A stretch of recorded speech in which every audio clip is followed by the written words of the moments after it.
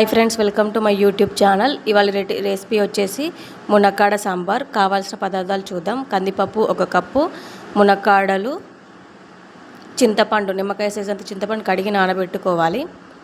కందిపప్పు కూడా నానబెట్టుకొని ఒక 4 విజిల్స్ వచ్చే వరకు ఉంచాలి. మనం ఆల్టర్నేట్గా క్యారెట్, టమాటా, కొత్తిమీర, కొంచెం పుదీనా కట్ చేసుకొని పెట్టేసుకోవాలి. నేను ఆనియన్ యాడ్ చేయట్లేను. ఆనియన్ యాడ్ చేస్తే తొందరగా పాడైపోతుంది సాంబార్ కాబట్టి నేను ఆనియన్ యాడ్ చేయట్లేను. పప్పు 4 విజిల్స్ వచ్చింది. అది మొత్తం గాలి వెళ్ళిపోయే వరకు ఉంచి ఒకసారి ఎలా ఉడికిందో చూద్దాము. చూసారు కదా ఎంత మెత్తగా ఉడికిపోయిందో. రుబ్బాల్సిన పని లేదు. ఇంకా తాలింపు కావాల్సిన పదార్థాలు: జీరా, ఆవాలు, ఎండుమిర్చి, వెల్లుల్లి రెబ్బలు, కరివేపాకు, కొంచెం పసుపు. నేను ఉడికిన పప్పును వేరే గిన్నెలోకి ట్రాన్స్ఫర్ చేసి అదే కుక్కర్లో తాలింపు వేసుకుంటున్నాను. తాలింపు కోసం 3 టేబుల్ స్పూన్స్ ఆయిల్ వేసి వేడయ్యేదాకా జీలకర్ర, ఆవాలు అవి కొంచెం చిటపటలాడిన తర్వాత మనము ఎండుమిర్చి 2 చిలుకలుగా కట్ చేసి చించేసి వేసేసేయాలి.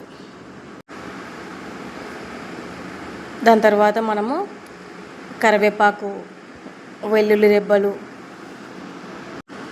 రెబ్బలు అవి కొంచెం గోల్డ్ కలర్ వచ్చే వరకు ఉంచి కొంచెం కలిపి నీట్గా దాంట్లో మనం పసుపు యాడ్ చేసేసుకోవాలి.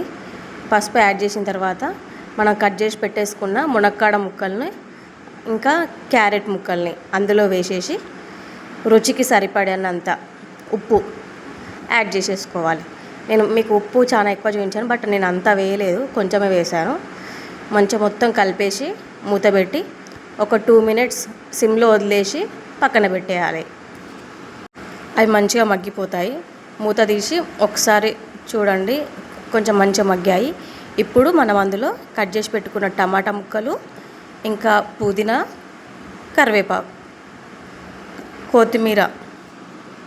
కొత్తిమీరని యాడ్ చేసి మొత్తము మళ్ళీ ఒకసారి కలిపి మూత పెట్టేసుకోవాలి. మూత పెట్టి అది మంచిగా మగ్గనిచ్చిన తర్వాత మళ్ళీ ఒకసారి తీసి ఒకసారి కలియబెట్టాలి. చూసారు కదా మంచిగా మగ్గిపోయాన్ని. ఇప్పుడు ఇందులో మనం ఉడకబెట్టుకున్న పప్పు అందులో యాడ్ చేసి మంచిగా కలిపేసుకొని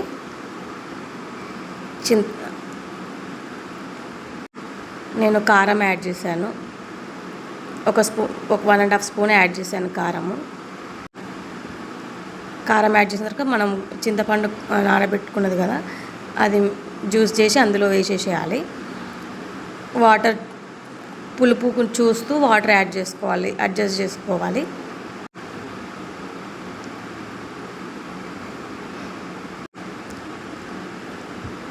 మంచిగా కలియబెట్టిన తర్వాత నాకు కొంచెం ఇంకా పుల్లగా అనిపించింది, సో కొంచెం వాటర్ యాడ్ చేశాను. ఇప్పుడు మనం ఇందులో కొంచెం బెల్లం, పులుపుని బ్యాలెన్స్ చేయడానికి కొంచెం బెల్లం యాడ్ చేసి సిమ్లో పెట్టేసి మంచిగా మరగనివ్వాలి. అది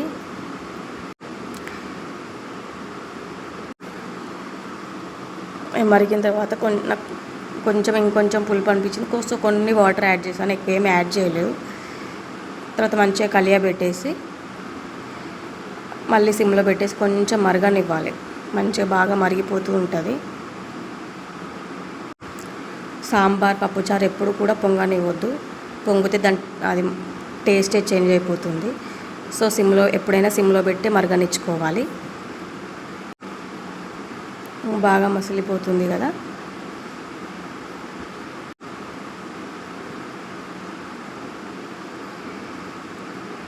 మీకు ఇంకేమైనా కుకింగ్ వీడియోస్ కావాలంటే కింద కామెంట్ చేయండి, నేను అప్లోడ్ చేస్తూ ఉంటాను. ఇప్పుడు మళ్ళీ ఒకసారి కలపండి. కలిపిన తర్వాత అది మంచిగా మరుగుతూ ఉంటుంది. మరిగిన తర్వాత ఒకసారి టేస్ట్ చేసేసి, మరగడం కొంచెం టైం పట్టుద్ది. అది ఎంత మరుగుతే మనకు ముక్కలకు మొత్తం మంచిగా పడుతుంది. సో మంచిగా మరగనివ్వాలి, కానీ సిమ్లోనే పెట్టి మరగనివ్వాలి. చూసారు కదా ముక్కలు కూడా చేంజ్ అయిపోయింది colour.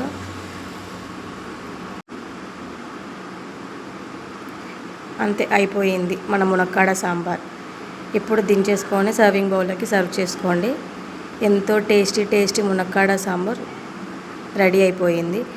Please do like, share and subscribe to my channel.